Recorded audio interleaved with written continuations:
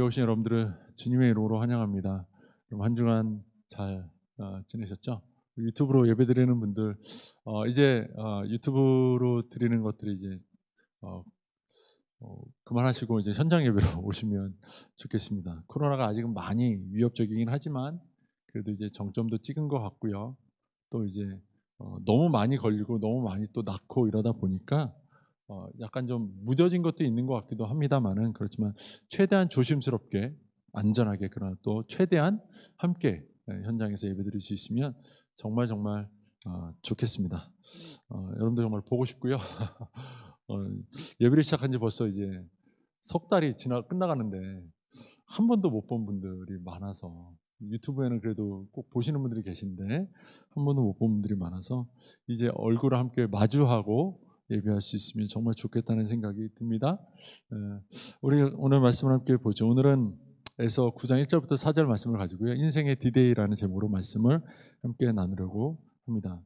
오늘이 벌써 에서 마지막 시간이에요. 제가 본문을 세세하게 볼 때가 있고요, 큼직큼직하게 볼 때가 있거든요. 근데 에서 같은 어떤 이야기들은 이제 그렇잖아요. 드라마를 보는 듯한 그런 느낌이 있는데, 이런 거를 볼 때는 드라마가 이렇게 자꾸 이렇게 끝날 것 같은 연장하고 이러면 되게 지루해지고 재미없어지잖아요. 원래 드라마는 빠르게 지나가야 이게 긴장감도 있고 보는 재미도 있는 것 같아요. 그래서 이런 내러티브한 이야기식 설교를 할 때는 본문을 좀 크게 가져가면서 좋지 않는가라는 생각을 좀 해요, 저는. 그래서 막 그냥 한 장씩, 막 두 장씩 그냥 넘어가다 보니까 이렇게 벌써 끝이 났습니다. 어쩌면 그래서 짧은 시간 본 것에 불과하지만, 그렇지만 우리는 이제 이 에서를 통해서 분명히 한 가지 사실은 인지할 수 있죠. 뭐냐면 에서서에 한 번도 하나님의 이름을 발견할 수 없었지만, 그러나 에서의 모든 일들은 누가 행하신 것이다? 하나님이 행하신 것이다. 하나님이 하셨다라는 사실을 그 누구도 부인할 수 없다는 것을 우리는 발견하고 깨달을 수 있었죠. 하나님의 이름이 한 번도 안 나왔어요. 그런데 저는 설교할 때마다 하나님의 이름을 계속 얘기해야만 했어요. 하지 않고는 할 수 없는, 그죠? 이게 저는 여러분의 삶에도 동일하게 좀 되었으면 좋겠어요. 내 삶을 이야기할 때 하나님이라는 이름을 달고 살지는 않았어요. 명찰에 하나님의 자녀 누구 이렇게 달고 있지 않았지만, 내 삶을 이야기할 때 하나님이라는 이름을 빼고는 이야기할 수 없는 그런 삶이 되면 얼마나 좋을까, 이런 생각을 좀 하게 돼요. 우리 가정을 이야기할 때 주변에 있는 사람들이 우리 가정을 보면서, 야, 너희 가정은 어쩌면 그렇게 다복하고 요즘 아이가 없으니까 어쩌면 그렇게 복되고 어쩌면 그렇게 즐거워 보이니라고 물을 때, 하나님을 빼고는 우리 가정의 즐거움과 기쁨을 설명할 수 없는 그런 어떤 변화가 우리 안에 일어났으면 좋겠다는 생각을 좀 해보게 됩니다. 이제 오늘 에서서를 이제 마지막 정리하면서 저는 또 여러분들에게 말할 수 있는 게 두 가지예요. 우리가 그동안 에서를 보면서 크게 본 중심 주제가, 하나는 하나님의 섭리였다면 하나님 편에서, 또 하나는 뭐였습니까? 사람 편에서 할 수 있는 기도라고 하는 게 있었죠. 기도라는 건 그냥 손 모아 비는 것 이런 차원이 아니라, 기도하고 기도한 대로 행하는 것까지를 포함한 기도, 사람 편의 어떤 행실들이 하나님의 섭리랑 맞물려서 돌아갈 수 있는 사람의 순종적인 어떤 행동의 대표격으로 기도를 저는 여러분들에게 말씀을 드렸어요. 그래서 오늘 이 에서서를 이제 마무리하면서도 이런 이야기를 좀 해야 되겠는데, 자, 그러면 이런 이야기를 우리가 그동안 해오면서 계속해서 여러분들과 함께 나눴던 이야기의 어떤 내용들은 어떤 것들이냐면, 그럼 어떤 사람에게 하나님의 섭리가 작용하느냐, 에서가 어떤 사람이었기에 사람들의 사랑을 받았냐, 하나님의 사랑을 받았냐, 뭐 그런 멘토가 있었고 약한 자들과 함께 할 수 있었고 뭐 이런저런 이야기들을 막 했잖아요. 그 모든 이야기를 결국 뭐냐면, 하나님의 섭리랑 함께 가는 사람은 어떤 사람이냐, 이런 거거든요. 그러니까 하나님의 섭리가 있대라고 깨달으면 에서서를 제대로 본 게 아니에요. 하나님 섭리하세요. 그럼 누구에게 섭리하세요? 바로 여러분에게 섭리하세요. 저에게 섭리하세요. 그러니까 지극히 개인적으로 하나님이 섭리하신다는 사실을 우리는 에서를 통해서 분명하게 인지해야 해요. 깨달아야 돼요. 네. 자, 그러면 내가 하나님의 섭리에 함께 가려면 어떻게 해야 되는가? 하나님의 섭리는 어떤 사람에게 나타나는가? 이런 얘기들을 계속 해왔는데 오늘 이 모든 것들을 좀 정리를 해보려고 그래서 큰 틀에서 하나님의 섭리는 어떤 사람에게 나타나냐면요. 자기를 높이고자 하는 사람들에게는 절대로 나타나지 않냐고요. 자기를 낮추려고 하는 사람들에게는 아주 강력하게 나타난다는 사실을 이루어야 돼요. 깨달으셔야 돼요. 자, 한번 예를 들어볼게요. 아이들이요. 엄마나 아빠가 잘 치는 장난 중에 아이 팔을 잡고 막 이렇게 멋대로 움직여요. 그러면서 뭐 이렇게 날아가자 슝 하고 애기 팔을 이렇게 앞으로 펼치기도 하고요. 그죠? 함께 걸어보자 그러면서 아이를 이렇게 붙잡고 이렇게 아장아장 걷게도 하고요. 그죠? 그게 왜 가능할까요? 지금 저희 어머니가 저를 이렇게 제 팔을 잡고 또는 제 다리를 잡고 자 걸어보자 이러면서 조정하거나 이러는 것을 생각할 수가 없죠. 그런 상상이 안 되죠. 왜 그럴까요? 왜 아이에게는 그게 가능할까요? 아이는요 힘이 없어요. 아이는 힘이 없어요. 안 깨우셔도 돼요. 네, 안 깨 괜찮습니다. 네. 네.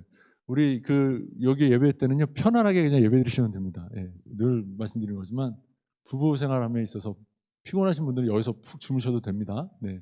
아이가 뛰놀 공간이 없으시면 여기 와서 뛰놀게 하시면 됩니다. 편하게 하세요. 네. 말씀을 계속 전하겠습니다. 자 보세요. 힘이 없으면 우리는 안 될 것처럼 생각하잖아요. 그런데 힘이 없으면 하나님이 다루시기가 좋아요. 내 힘이 빠지면 하나님이 나를 다스리시기가 좋아요. 내 힘이 강하면 하나님이 나를 다스리기가 어려워요. 이게 에서가 우리에게 보여주는 이야기예요.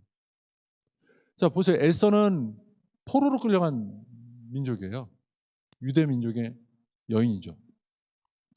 그가 왕비가 되었다에 초점을 맞추면 이건 하나님의 섭리를 잘못 본 거예요. 그는 유대 민족인데 왕비가 되었다. 아 대단하다. 이게 아니에요. 왕비가 되었을지라도 그는 어떤 사람이 결국 왕이 부르지 않으면 왕 앞에 나갈 수 없는 여전히 연약한 한 여인이에요. 그가 그 사실을 알았어요? 몰랐어요? 알았죠. 왕비가 되었기 때문에 나한테 권세가 좀 있죠. 그러니까 모르드게 와서 우리 민족을 구원해줘라고 했을 때 제가 한번 힘써볼게요. 이렇게 나오지 않았다는 거예요. 그는 여전히 힘을 빼고 있었어요. 누구만이 할 수 있는 일이다? 이건 하나님이 하실 수밖에 없는 일이다. 내 힘으로는 안 되는 일이다. 그래서 그가 하고자 했을 때는 결국 뭘 요청하죠? 하나님께 기도해달라. 3일간 금식하며 기도해 주세요. 그러니까 우리가 자기를 낮추면 하나님이 그를 높여주십니다. 왜 높여주냐면 이게 높여주는 게 아니고 하나님이 그를 쓰니까 자동적으로 높아지는 거예요. 하나님과 함께. 하나님이 쓰시는 그 자리가 낮게만 하겠습니까? 높아지는 거죠. 그러나 사람이 제 아무리 높아지려고 해도 자기 힘이 있어서 높아지려고 해도 자기 힘으로 하게 되면 하나님보다 아래에 있게 되는 거예요. 항상 낮은 자에 있게 되는 거죠. 그래서 마태복음 23장 12절은 이렇게 말하죠. 누구든지 자기를 높이는 자는 낮아지고 누구든지 자기를 낮추는 자는 높아지리라 이렇게 말씀하잖아요. 또 다니엘서 11장 14절은 이렇게 말해요. 포악한 자가 스스로 높아져서 환상을 이루려 할 것이나 그들이 도리어 걸려 넘어지리라. 성경은 철저하게 스스로 높아지려는 시도에 대해서 그것은 하나님 앞에서 가능치도 아니하고 그것은 하나님께 대적하는 행위다라고 우리에게 알려주고 있다는 것을 봐야 돼요. 에서서의 그런 전형적인 인물이 하나 등장하죠. 하만이라고 하는 사람이 하나 등장하잖아요. 자기 힘을 믿고 자기 권세를 믿고 자기 돈을 믿고 살았던 사람이에요. 그래서 자기 힘과 권세면 유대민족 하나쯤 날려버려도 괜찮다라는 것을 생각하면서 왕 앞에서 그것을 구하고 왕의 도장을 가져다가 찍고 자기 멋대로 조서를 반포해버린 그런 사람이죠. 그리고 때가 되면 그 자기가 제일 미워하는 모르드게를 20m가 넘는 장대 위에 달아 죽여버려야지 라고까지 생각했던 아주 교만한 사람이었습니다. 근데 그가 결국은 자기가 그 장대에 걸려 넘어지잖아요. 또 우리가 잘 아는 성경 인물 모세를 보십시오. 우리가 많이 익히 아는 대로 모세는 애굽의 왕자일 때 쓰임을 받지 않죠. 그가 세상적으로 높은 자리에 있을 때 하나님 쓰지 않으셨어요. 그래서 40년간 모세가 애굽에서 교육을 받은 후에 다시 꺼내서 광야에서 40년을 교육하시고 광야에서 철저히 낮추셔서 심지어는 하나님이 쓰시겠다 하실 때도 나는 쓸 수 없는 몹쓸 사람이다라는 고백을 하게 하실 때까지 그는 낮아졌어요. 그러고 나서 하나님 그를 데려다 쓰시죠. 그때 전적으로 누가 쓰십니까? 하나님이 쓰시죠. 모세가 애굽에서 행한 10가지 재앙이 누구의 재앙입니까? 모세의 재앙이 아니라 하나님께서 펼치신 재앙이죠. 전적으로 하나님 쓰신 거예요. 그냥 모세를 빌려서 쓰기만 한 거예요. 그러니까 모세가 이스라엘 역사상 가장 위대한 지도자로 꼽힐 수밖에 없는 거죠. 그러니까 그렇게 하나님 앞에 자기를 낮추는 자는 높아질 겁니다. 그러니까 우리는 항상 하나님 앞에서 무게중심을 낮은 곳에 둬야 됩니다. 무게중심을 낮은 곳에 두면 잘 넘어지지 않아요. 뿐만 아니라 안전할 수 있어요. 제가 군대 얘기를 하면 저도 할 얘기가 참 많거든요. 근데 제가 신교대 때 당한 좀 어처구니 없는 일이 하나 있어요. 뭐냐면 화생방, 이제 3주차에 화생방 훈련을 하는데요. 아시죠? 방독면 쓰고 조그만 그 룸에 들어가서 그 약재를 태워요. 그럼 그 약재 때문에 막 최루가스 같은 게 막 나오면 콧물, 눈물 막 몸에서 물이 나올 수 있는 모든 곳에서 물이 뿜어져 나오거든요. 그러면서 거기서 어머니네 부르고 막 이러면서 왜 그랬나 싶을 정도로 하여튼 그런 걸 꼭 하는데, 제가 이제 94년도에 군대를 갔는데요. 94년도에 우리나라 군대에 한 가지 변화가 일어납니다. 어떤 변화가 일어나냐면 그 화생방 훈련 때 쓰는 약재가 바뀌어요. 그래서 약재가 바뀌는 바람에 기존에 있던 약을 다 없애버리고 새로운 약을 써야 되는 시점이 된 거죠. 그래서 새로운 약을 받아다가 이제 써야 되는데 그 직전에 남은 약은 어떻게 할까요? 군대는 내가 참 미련한 게 남으면요 그냥 버리면 되잖아요. 다 써요. 총알도 남으면 그냥 막 쏴버려요. 심지어는 저는 부대 있을 때, 뭐 지금은 상관없겠죠 얘기해도, 부대 있을 때 총알이 남아가지고 사냥하고 그랬어요. 막 DMZ, 그 DMZ 아니죠, 그 GOP에서 날아가는 새한테 막 쏘고 막 총알을 막 일단 써서 없애라는 거예요, 상부에서. 저는 그 담당하는 그 행정병이어가지고 다 쏴버리라고, 아무데나 쏘라고 해서 다 쏴버렸거든요. 근데 화학 약재가 남으니까 태우라는 거예요. 근데 기준 양이 있잖아요. 양껏 태워줘야 되는데 태우다가 보니까 제가 제일 마지막 화생방 조였는데 원래 이만큼 넣어야 되는 게 이만큼 남은 거예요. 이 미련한 그 조교들이 이거를 다 태웠어요. 마지막 조에. 방독면을 썼는데 그 조교들도 캑캑거리고 죽겠는데 저희들은 어떻게 했습니까? 방독면 쓰고 들어왔다 벗어, 그러면 벗어야 되거든요. 벗는 순간 참상이라는 거죠. 그 자리에서 몇 명이 거품을 물고 쓰러져 버리고, 제가 이제 그 문틈에 이렇게 문을 잠그거든요. 문틈에 가서 이렇게 문 이렇게 햇살 조금 들어오는 그 문틈에 코를 박고 문을 이렇게 손톱을 긁어가면서 죽어가고 있었어요. 그랬던 기억이 나요. 저는 군대 생각하면 제일 끔찍했던 경험이 화생방이었어요. 뭐 유격이고 뭐고 다 필요 없어요. 저는 화생방이 제일 싫고 무서웠어요. 그런데 진짜 무서운 건 뭐였냐면 각계 전투라는 훈련이 있거든요. 각계 전투라는 훈련이 있는데 그때도 참 아마 탄을 소비하라는 명령이 있었지 않았을까 생각이 돼요. 지금 생각하면. 각계 훈련이 뭐냐면 병사들이 총을 들고 전투에서 이렇게 고지를 점령하는 그걸 훈련하는 건데, 고지를 점령할 때까지 나아가는 그 과정을 훈련을 시켜요. 그래서 가끔 이렇게 영상 같은 거 보면 철조망이 이렇게 땅 위로 살짝 깔려 있고 그 밑으로 군사들이 막 이렇게 기어서 가는, 들어오면서 포복하는 거, 그런 거 보신 적 있을지 모르겠어요. 위에는 철조망이니까 일어나면 찔리고 기어가는 거죠. 그리고 훈련생들한테 실전을 경험시킨다고 그때 어떤 일을 했냐면 기관총을 갖다 놓고 그 위로 쐈어요. 저희가 기어다니면 그 위로 총알이 막 날아가는, 반짝반짝하게 날아가는 게 딱 보이는 거예요. 너무 무섭더라고요. 까딱하면 죽겠구나. 저기서 총알 소리가 들리는데, 기관총 소리가 들리는데 나는 기어가고 있지만 죽겠구나, 이 생각이 드니까 제일 무서운 경험 그러면 각계전투, 끔찍한 경험 그러면 화생방. 저는 그렇습니다. 그런데 각계전투 얘기를 제가 왜 했냐면 철조망이 있어요. 그게 기어다니다 보면 약간 힘드니까 팔을 막 이렇게 막 쉬다 보면 팔에 막 찍히고 철조망에 찔려가지고 아파요. 피도 나고. 철조망이 없으면 좋겠다 이 생각할 때가 있어요. 근데 여러분 생각해보세요. 그 위로 총알이 날아다녀요. 그러면 그 철조망이 안전하게 우리를 막는 펜스가 된다는 거 아세요? 철조망이 없으면 힘들다고 이렇게 몸을 일으켰다간 총알에 맞아요.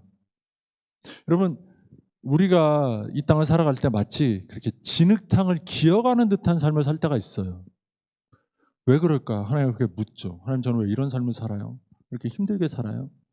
왜 남들은 막 뛰어가고 날아가는데 저는 왜 진흙탕을 기어다니며 살아야 돼요? 저는 일어나려고 하면 철조망에 찔려요. 피나요. 하나님 아파요. 이럴 때가 있어요. 근데 우리가 에서를 보면서 깨닫는 건 뭐죠? 아, 철조망조차도 하나님이 우리의 삶을 안전하게 지키시는 도구구나. 우리가 우리 스스로 해보겠다고 거기서 일어나는 순간 사단이 날리고 있는 마치 기관총과 같은 총탄 하나하나가 우리의 삶에 와서 박히겠구나 라는 걸 우리가 알아야 되는 거예요. 하나님이 세상의 높은 자들이 사단의 유혹에 걸려 넘어질 것에 대해서 하나님이 아시고 우리를 낮추시는 거예요. 때로는 철조망을 우리 위에 덮어서라도 하나님이 우리의 삶을 낮춰 놓으시는 거예요. 생각해보세요. 유대 민족이 왜 페르시아에서 종로를 타고 있었습니까? 이스라엘 민족이 하나님이 지극히 높여놨는데 다윗 때 그 뒤로 하나님 앞에 스스로 높은 채 하다가 다 망한 거예요. 페르시아의 포로 생활까지 하기까지 그들은 낮아졌어요. 그 상태에서 하나님은 이제 그들을 다루시는 거예요. 그 과정을 다루셔서 결국 이제 에스라와 느헤미야 때 이스라엘을 귀환시키시고 이스라엘 나라를 복구시켜 가시는 작업을 하나님 해 나가는 하나님의 큰 섭리 가운데 하나거든요. 단지 에스더 얘기만 보면 모르드게를 왜 그렇게 하만이 미워하게 하셨을까? 왜 지금 가뜩이나 힘든데 왜 더 힘들게 자꾸 만드실까? 유대민족을? 아니요. 그렇게 하나님만 의지하게 하지 않으면 그들이 무게중심을 낮추고 나는 내 힘으로 할 수 없습니다. 하나님 도와주세요라고 기도할 수 없으면 그들은 결국 나라를 회복할 수 없는 거거든요. 하나님의 큰 섭리의 뜻 가운데에서 그들은 그렇게 다뤄진 거예요. 사랑하는 성도 여러분, 우리는요 낮아져야 돼요. 그래야 살아요. 네. 형제들이 이제 보통 이제 결혼할 때 형제자매들 오면 제가 형제장한테 해주는 얘기는 그거예요. 자매가 얘기하면 그냥 들어라. 토달지 말고 들어라. 그냥 네가 다 틀린 거다라고 생각해라. 자매 말이 다 옳고 형제 말은 다 틀렸다. 내 말은 다 틀렸다. 내 생각은 무조건 내 자매보다 못 미친다라고 생각하고 따라가라. 사실 저도 그렇게 못하지만 항상 그렇게 충고해요. 네. 왜 그럴까요? 형제가 낮아지면요 싸울 일이 없어요. 한쪽이 낮아지면요 한쪽이 내가 먼저 졌어라고 선언해버리면 싸움이 일어날 수 없어요. 네가 맞아라고 인정해버리면 끝이에요. 가정의 평화도요 내가 낮아지면 평화가 유지됩니다. 내가 낮아지면 되게 자존심 상할 것 같잖아요. 근데 가정이 즐거워져요. 저도 아주 가끔씩 정말 가끔씩 제가 낮아질 때가 있거든요. 맨날 낮아지지 못하지만 낮아지면 가정이 평안해진 걸 느낍니다. 네. 여러분 우리가 살아가는 건 낮아져야 돼요. 그리스도인이기 때문에도 낮아져야 되지만 하나님께서 우리의 삶을 그렇게 지으신 것 같아요. 낮아지면 낮아짐을 통해서 하나님이 역사하시고 하나님의 사랑과 은혜와 평강과 기쁨이 흘러간다는 것을 우리는 알아야 돼요. 자, 그런데 우리가 낮아진다고 생각을 하면 너무 억울하잖아요. 하나님의 섭리는 낮아지는 자들에게 나타난다고는 하는데 낮아지기만 하면 됩니까? 이런 생각을 할 수 있죠. 그러면 예를 들어 생각할 때 이럴 수 있잖아요. 나는 100만 원을 벌어요. 근데 내 옆에 저 사람들은 10만 원을 벌어요. 사람들이 상대적인 박탈감이 있어요. 그래서 내가 낮아져야지 하고 나는 5만 원만 벌 거 하고 나머지 95만 원을 포기했어요. 내가 5만 원을 벌면 살면 나는 행복해질까요? 하나님이 내 삶에 역사하실까요? 한번 생각해 볼 수 있잖아요. 그냥 무대뽀로 낮아져라 이 개념일까요? 저는 그렇게 생각하지 않아요. 만약에 그랬다면 에스더가 굳이 왕비가 될 필요도 없었겠죠. 네. 만약 그런 논리에서 보자면 그렇지 않습니까? 막무가내로 엎드려만 있으면 된다 이런 개념은 아니라는 거예요. 그러면 높아지라는 건가? 네, 높아지셔도 괜찮아요. 높아지셔도 되는데 에스더처럼 왕비가 돼도 되는데 그 왕비가 되어서 뭘 하느냐? 당장 죽어올 수밖에 없는 그 낮은 유대인들과 같은 공동체로 살아가라는 거예요. 왕비인데 똑같이 하만의 조소에서 죽임당할 수 있는 그보다 먼저 왕 앞에 함부로 나갔다 죽을지도 모르는 그 죽음의 위협을 먼저 무릅쓰는 그 낮음으로 나아가라는 거예요. 또 하나 이걸 또 다르게 설명하면 이렇게 설명할 수 있을 것 같아요. 유대 민족을 위해서 에스더가 지금 왕 앞에 나아간 거였잖아요. 그러니까 이건 뭐냐면 나는 원래 에스더는 살 수 있을 가능성이 제일 높은 사람이었고 유대 민족은 죽을 수밖에 없는 낮은 자리에 있는 사람들이었는데 에스더는 죽을 수도 있는 위험으로 스스로 들어가고 그로 말미암아 죽을 수 있는 위험 자리에 있던 유대 민족을 살 수 있는 자리에다 올려놓기 위한 그런 선택을 하라는 거예요. 자, 그러면 이걸 좀 전에 돈으로 비유하면 이런 게 되는 거죠. 내가 100만 원을 벌어요. 저 사람이 10만 원을 벌어요. 근데 내가 95만 원을 포기하고 저 사람 밑으로 들어가면, 더 낮은 자리로 들어가면 행복해지느냐, 이 차원만이 아니라 때로는 그럴 필요도 있습니다만은, 때로는 어떻게 하면 되냐면 내가 100만 원을 버는데 50만 원을 떼서 저 10만 원 버는 사람한테 줘요. 그러면 그 사람이 어떻게 됩니까? 그 사람의 수입은 60만 원이 되는 거죠. 저는 50만 원이 되는 거예요. 그러면 그 상태로 되면 저 사람이 나보다 더 많이 번 사람이 되는 거죠. 우위에 있는 사람이 되는 거죠. 이해가 되십니까? 우리의 낮아짐은요, 그냥 내가 낮아지는 개념도 있지만 다른 한편으로는 다른 사람을 높여주라는 개념이 있는 거예요.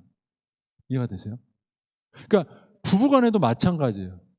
부부간에도 형제한테 제가 네가 무조건 져라, 이 얘기는요, 내가 다 틀렸어라는 개념일 수도 있지만 반대로 내 아내가 나보다 훨씬 지혜롭고 훨씬 신앙적이고 온전한 생각을 할 수 있다라고 높여주라라는 얘기를 하는 거예요. 내 생각도 옳지만 내 아내의 생각은 더 좋을 거야. 이런 마음으로 접근하라는 거죠. 그러면 어떻겠습니까? 뭐 돈으로 얘기하자면 95만 원을 포기하고 가는 것보다, 그래서 5만 원 버는 것보다 50만 원으로 내가 가지면 10배 더 많은 걸 소유하게 되죠. 반대로 10만 원 벌던 사람도 60만 원을 갖는 거니까 6배나 더 행복하게 보다 많은 것을 소유하게 되는 거죠. 그러니까 그런 식의 선택을 우리가 할 수 있으면 좋겠다는 거예요. 마가복음 10장 45절 우리가 잘 아는 말씀이잖아요. 인자에 온 것은 섬김을 받으려 함이 아니라 도리어 섬기려 하러 왔다라고 말씀하셨어요. 예수님이 우리에게 오셔서 하신 행동이 뭡니까? 하늘의 높은 보좌에 홀로 앉아 계셔서 생명을 누릴 수 있었지만 이 땅에 오셔서 그분이 죽음을 당하시고 그 자리에 있어야 될 우리를 삶으로 옮겨 놓으신 거잖아요. 그러니까 그 자리에 어떤 그 맞바꿈도 필요하지만 그 상대방을 나보다 높은 자리에 세워주려는 섬김의 자세가 우리에게 필요하다는 거죠. 주님이 우리에게 행하신 그 행동의 그 흐름들은 그런 그 흐름을 탔다는 거죠. 그것이 하나님의 섭리라는 거예요. 하나님의 섭리는 죽을 수밖에 없는 죄인된 우리를 죽음에서 생명으로 옮겨 가시는 거였고, 주님이 그래서 이 땅에 오셔서 보여주신 삶의 모습은 그분이 존귀한 모든 영광을 받으시기에 합당한 분이셨음에도 불구하고 스스로 낮은 사람이 되셔서 다른 사람들을 높여주시는 그런 삶의 선택을, 섬김을 보여주셨다는 거죠. 예수님이 우리에게 이 땅에서 그런 삶을 보여주셨던 만큼 우리도 그와 같은 동일한 삶의 방식을 살아간다면 분명히 하나님의 섭리는 우리와 함께 이루어져 가지 않을까 생각이 된다는 거죠. 제가 지난 설교에서 말씀드렸습니다만 에서 14장의 14절에 있는 것처럼 내가 이때를 위하여 준비된 것이 아니겠느냐. 이때 정말 누군가가 죽어야 될 때, 유대민족이 죽어야 될 그때 에스더와 모르드게가 자기의 목숨을 먼저 내걸고 이스라엘 유대민족을 위해서 나아갔던 것처럼 오늘 내 가정을 위해서, 내 가정이 어렵고 힘들지만 그 내 가정을 위해서 내가 먼저 죽어지는 것. 내 직장 모든 그 직원들이, 회사 동료들이 다 힘들고 어려운 중에 내가 먼저 그들을 위해서 죽어주는 것. 그들을 살리기 위해서 죽어주는 것. 다른 사람들을 더 높여주는 것. 내가 가질 수 있는 이익을 포기하고 그들에게 나눠줘 버리는 것. 그들에게 돌려주는 것. 이런 삶을 우리가 선택할 수 있으면 참 좋겠다는 것입니다. 항상 내가 아니라 다른 사람을 위한 삶. 내가 높아지기보다는 내가 낮아지려는 삶을 살아갈 때 하나님의 섭리는 반드시 나와 그런 삶을 살아가는 가정 가운데 함께 할 것입니다. 또 하나 우리가 기도를 통해서 하나님은 공동체 가운데, 가정 가운데, 개인 가운데 섭리하신다는 것을 우리는 봤죠. 하나님의 섭리를 이끌어오기 전에 하나님의 섭리를 깨닫고 발견하는 그 방법은 기도라는 거예요. 말씀과 기도 외에는 하나님의 뜻, 하나님의 섭리를 발견할 수 없는 거죠. 에서가 그냥 나갈 수 있잖아요. 평소에 신앙 없었겠습니까? 모르드게가 잘 키웠는데 하나님 알았겠죠? 하나님 하실 거라고 알았겠죠? 모르드게도 아니 이때 네가 나서지 않으면 하나님 다른 데로 말미암아 우리를 구원할 거라고까지 말했던 모르드게면 뭐 굳이 기도한다고 하나님 뭐 더 하시겠습니까? 그럴 만한 믿음이 있으면 하나님 하시겠지라고 생각할 수 있는 거잖아요. 그런데도 에스더나 모르드게는 뭘 선택하죠? 기도하기를 선택하잖아요. 그들은 도대체 왜 기도했을까요? 또 심지어 9장 31절 우리가 오늘 보지 않았지만 9장 31절을 보면 이렇게 말씀합니다. 정한 기한에 이 불임일을 지키게 하였으니, 불임일이 뭐냐면 그 하만이 불을 던져가지고 이스라엘 민족을 죽일 날을 선택했는데 그날 도리어 하만이 죽임을 당하고 이스라엘이 구원받은 것을 기념해서 만든 절기가 불임절이거든요. 이 불임일을 지키게 하였으니 이는 유다인 모르드게와 왕후 에스더가 명령한 바와 같이 유다인이 금식하며 부르짖은 것으로 말미암아라고 되어 있죠. 그들은 알았다는 거예요. 그 기도로 말미암아 자기와 자기 자손을 위하여 하나님께서 정한 바를 이루셨다라고 그들은 깨달았다는 거예요. 아, 하나님이 기도하실 때 움직이시는구나. 하나님이 기도하실 때 우리의 기도한 대로 응답하시는구나. 그들은 그것을 알았다는 거죠. 그들이 기도하지 않았다면 하나님이 다른 데로 말미암아 이러셨을 것이다. 그 얘기를 하는 거예요. 에스야, 네가 왕에게 나가지 않으면 하나님이 다른 데로 말미암아 구원할 거야. 이 얘기가 사실 어떤 얘기냐면, 에스야, 네가 기도하지 않으면 나갈 수도 없어. 네가 기도해야 하고, 에스도 그것을 알았기 때문에 나가기 전에 기도해 달라고 했고, 기도하면 네가 나갈 수 있을 거고, 네가 나가면 네가 기도하고 나갔으니 하나님이 응답하실 거고, 그러면 거기서 어떤 변화가 일어날 거야라는 것을 이스라엘 민족은 모르드게와 에스더는 알았다는 거죠. 모든 일들이 다 해결되고 난 후에 그들은 그것을 기념하며 하나님께 감사의 축제를 드리고 있는 겁니다. 사랑하는 성도 여러분, 우리가 에스더를 정리하면서 참 하나님의 일하심은 신기하고 참 놀랍다 생각을 하죠.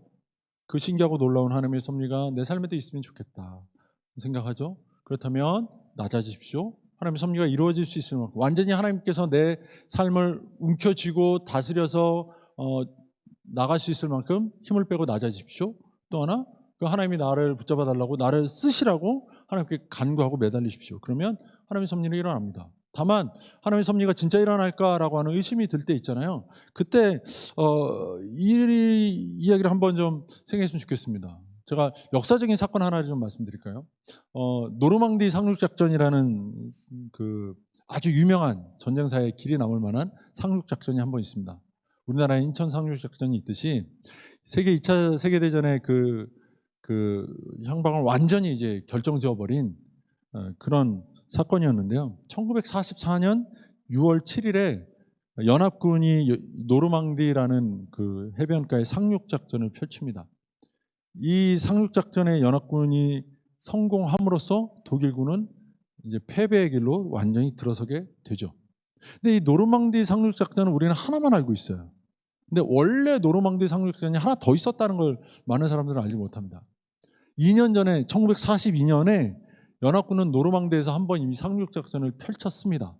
그때는 아주 조용히 침투하려고 한 5천 명쯤 되는 병력을 배에 태워서 상륙병들을 데리고 은밀하게 접근하다가 발각이 되는 바람에 반나절 만에 3,700명 정도가 죽고 나머지는 다 포로로 잡혀버립니다. 완전히 괴멸돼 버렸어요. 5천 명 정도의 병력이. 근데 5천 명의 손실이 난 게 사실은 어마어마한 손실이지만 그보다 더 큰 문제는 뭐였냐면 그로 말미암아서 독일군이 노르망디 해안뿐만 아니라 그 전체 그 프랑스 해안을 어떻게 막아버리냐면 해안길에 따라 3,900km에 걸쳐서 30만 명의 병력을 깔고 거기에 기관총과 대포로 중무장을 해버립니다. 어느 지점으로도 상륙할 수 없도록 만들어버려요. 화포로 15,000문을 깔았다고 그래요. 역사적 통계로 의하면 15,000문의 화포가 거기 깔려 있으니까 함부로 들어오다 다 죽는 거죠. 엔간하면 죽는 겁니다. 우리가 뭐 라이언 일병구하기 이런 거 영화 보면 정말 어마어마하게 죽어나가잖아요. 실제로 그렇게 죽어나갔다는 거예요.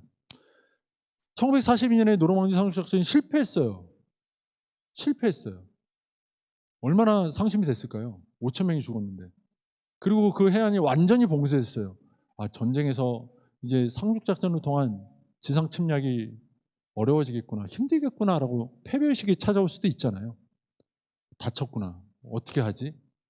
내 인생에 그럴 수 있잖아요. 한번 해봤는데 안 됐어요. 실패했어요. 그리고 더 어려워졌어요. 안 되겠구나, 어렵겠구나, 그럴 수 있잖아요.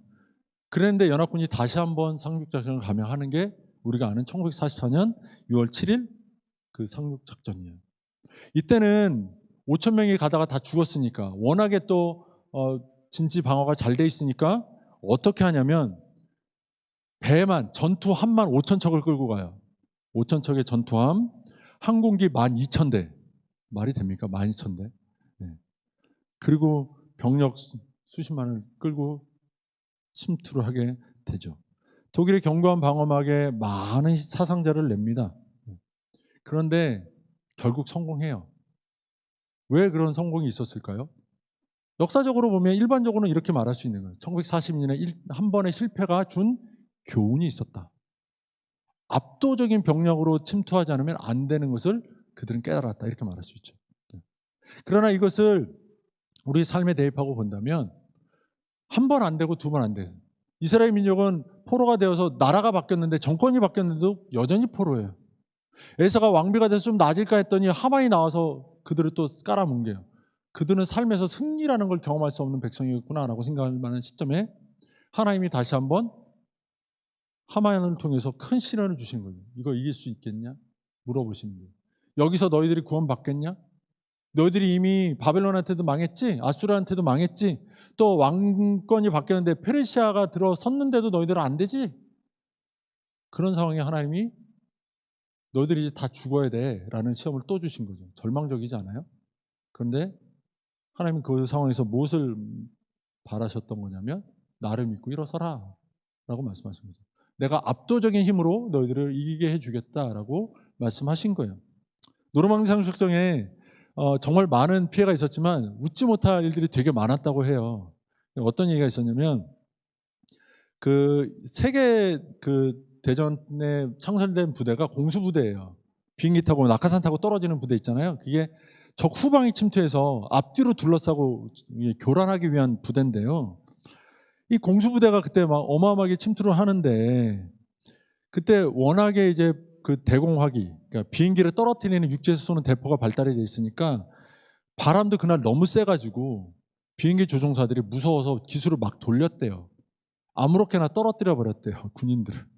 그래서 그 공수부대원들이 제대로 떨어진 사람들이 너무 없었다는 거예요. 공수부대, 그 미국의 101 공수부대가 있는데 이 부대 6,500명 중에 75%가 딴 데로 떨어졌대요. 25%만 제대로 떨어지고 82 공수부대의 한 연대는 독일군이 점령한 그 마을 한복판에 그대로 떨어져가지고 떨어지면서 다 죽었대요. 한 연대가. 그런데 이런 걸 보면 참 어이없는 희생이잖아요. 근데 또 어떤 일도 있었냐? 그 어떤 부대는 한 마을에 떨어졌는데 하필이면 그 해안선을 지킨다고 독일군들이 다 해안선에 나간 틈에 그 마을을 쉽게 되찾아가지고 노르망디는 아직 전쟁 중인데 그 마을은 이미 해방된 그런 마을도 있었다고 해요. 영국의 육공수 부대는 130km나 떨어졌대요. 130km면 여기서 대전점 못 간 천안 넘어 있는 그 지점이거든요. 굉장히 먼 지점이죠. 거기서 무슨 전투를 옵니까? 근데 거길 떨어졌는데 어떤 일이 있었냐면 그렇게 떨어진 부대원들이 많았었는데 한 부대는 그들이 떨어진 지점에 독일군 장교가 차를 타고 가더래요. 그래서 쏴서 죽였어요. 알고 봤더니 독일군 그 한 부대 사령관을 그 자리에서 쏴 죽이게 된 거죠. 그러니까 온갖 일들이 한 사건 속에서 얽혀 있는 거예요. 우리는 모르죠. 노르망디에서 사람들이 엄청 죽어나가고 있어요. 근데 그 노르망디를 뚫으려고 부대를 보내는데 엉뚱한 데 떨어져서 죽음도 당했어요. 근데 어떤 사람들은 어떤 데 떨어져서는 마을을 회복시키기도 해요. 우리의 삶은요, 우리가 가늠하고 우리가 생각한 대로 되지 않아요. 노르망디 2년 전에 실패했으니까 압도적으로 들어가면 뚫릴 거야. 근데 그 수많은 병사들이 딴 데 떨어져 버렸잖아요. 악재의 악재를 우리가 기대하고 예상한 데에서 다 벗어난 일들을 행하고 있는데 하나님의 일은 그 안에서 진행되고 있는 거죠. 역사적인 사건이니까 역사를 주관하시는 하나님의 섭리 안에 있는 거잖아요. 하나님은 그렇게도 일하신다는 거예요. 우리의 삶에 아무도 몰라요. 우리의 삶이 어떻게 갈지. 누구만 아십니까? 하나님만 아세요. 때로는 노르망디에서 죽었던 5천 명의 병사들처럼 내 삶이 죽어가는 것처럼 느낄 수도 있고요. 때로는 엉뚱한 데 떨어져 버린 공수부대들처럼 내 삶이 엉뚱한 데 떨어져 있는 것처럼 느낄 때도 있어요. 그런 순간에 우리는 에서의 말씀을 기억해야 되는 거죠. 아, 이스라엘 백성이 왜 나는 예루살렘을 떠나 이 페르시아 수산성에 와 있는가, 이런 고민을 할 때, 나는 예수 믿는 그리스도인인데 왜 지금 이렇게 살고 있는가 라는 고민 속에 있을 때 하나님 말씀하시는 거죠. 자세를 낮추고 나에게 무릎 꿇어 기도해라. 내가 너의 삶을 책임질 것이고 내가 너의 가정을 책임져 줄 것이다. 지금 너는 계속해서 악재의 악재를 만나는 것 같을지라도 내가 너의 삶에 정말 우연찮은 곳에서 먼저 해방을 맛보게 할 것이고, 정말 작은 곳에서 작은 기쁨이 회복되게 하시고, 그래서 결국 쌓고 쌓아서 네가 완전한 승리에 이르도록 나는 너를 이끌어 갈 것이다. 이것이 주님의 계획이라는 거죠. 여러분, 제가 노르망디 상륙작전 얘기를 왜 했냐면 D-Day라는 말을 우리가 참 많이 쓰는데요. 이게 그 Decision Day라는 말이에요. 결정의 날, 결정의 날. 이거를 노르망디 상륙작전 할 때 썼던 용어거든요. 처음 나왔던 용어라고 그렇게 들었어요, 저는. 노르망디 상륙작전 때 그 상륙작전 일어나던 바로 그날, 역사적인 어떤 승패가 바뀌어버리는 그 날을 D-Day라고 하거든요. Decision Day. 근데 이것을 우리가 복음적으로 좀 가져온다면 이런 거죠. 우리는 누구나 다 딜리버런스 데이를 원해요. 구원의 날을 원하죠. 하나님의 구원은 언제입니까? 내 삶에 하나님의 구원은 언제 일어납니까? 이 딜리버런스는 언제 일어납니까? 딜리버런스 데이를 빨리 주십시오. 기대하죠. 안 보여요. 그런데 안 보이면서 우리 앞에 보여지는 건 뭐가 보여지냐면 디스트럭션 데이, 멸망의 날이 보여지는 거죠. 우리 눈앞에 그저 디스트럭션 데이 같은 멸망의 순간들만 잔뜩 보여지는데 하나님은 우리 삶에 섭렵하고 계신 거죠. 그 디스트럭션 가운데 딜리버런스가 분명히 준비되어 있다. 나에게 자세를 낮추고 나가 기도한다면 내가 그것을 너에게 안겨주겠다라고 말씀하신다는 거죠. 우리가 에스라를 정리하면서 그런 교훈을 가지고 이제 우리의 삶에 좀 적용하면서 나갔으면 좋겠습니다. 하나님, 나의 구원의 날 D-Day를 허락하여 주옵소서. 지금은 보이지 않습니다. 내 인생의 D-Day는 마치 멸망의 날 디스트럭션 데이처럼 보이지만 하나님께서 내 인생의 마지막에 허락하실 것은 딜리버런스, 구원의 날을 주실 줄로 믿습니다. 내 인생의 D-Day, 여러분, 죽음의 날이 아니라 구원의 날로서 하나님 앞에 그 확답을 가지고, 확신을 가지고 서서 낮은 자세로 기도하며 우리의 시간과 마음과 정성과 재정과 우리의 모든 것을 하나님께 드리고, 또 부부라면 서로를 위해서 나누며 함께 드리며 낮아지고 낮아지는 기도하고 기도하는 삶을 통해서 내 삶의 D-Day, 내 가정의 D-Day, 우리 교회의 D-Day, 하나님의 딜리버런스 데이를 이루어갈 수 있는 저 여러분 되시기를 주님의 이름으로 축원합니다.